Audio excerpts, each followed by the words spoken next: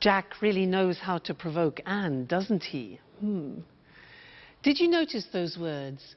Sometimes, always, occasionally? Because we're going to study those now.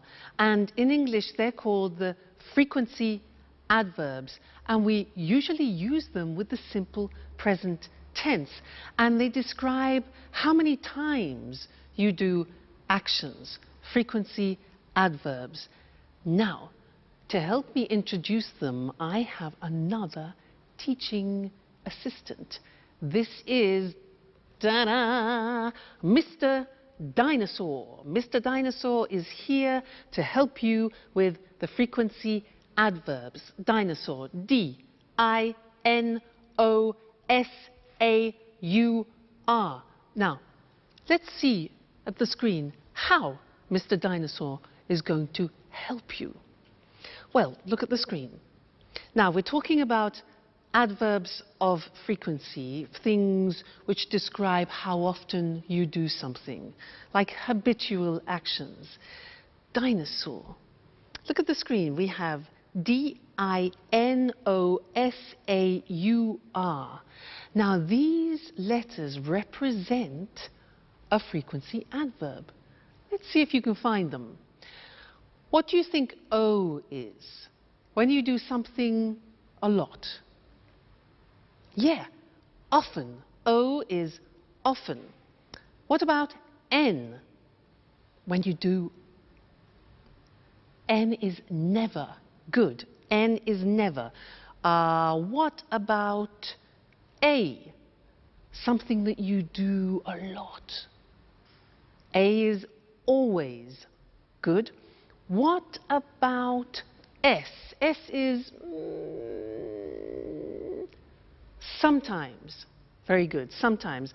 Now, U is for usually. Usually, it's a habit. What about R? R stands for rarely. That's difficult to pronounce. Rarely. And the last one, look at the top. We've got D. Monday, Tuesday, Wednesday, Thursday, Friday, Saturday, Sunday is, a bit strange this, every day. All right, so those are the main frequency adverbs. Every day, never, often, sometimes, always, usually, rarely. You notice sometimes is also the same as occasionally. And rarely, another way to say rarely is seldom. Okay, now, the important thing about Mr. Dinosaur and the frequency adverbs is where to put them in the sentence. Now, look at the examples. We put them in front of the main verb. So, I never go out. You always arrive late. He usually gets up at 7. She rarely plays tennis. It often rains in England. We sometimes watch TV. You occasionally drink wine. And the last one is different. Every day they drive to work. Usually every day we put at the beginning. But the others are always before the main verb and after the subject. Now, one problem. There is an exception to the rule, which is typical of the English language. And what is the exception? The exception is the verb to be.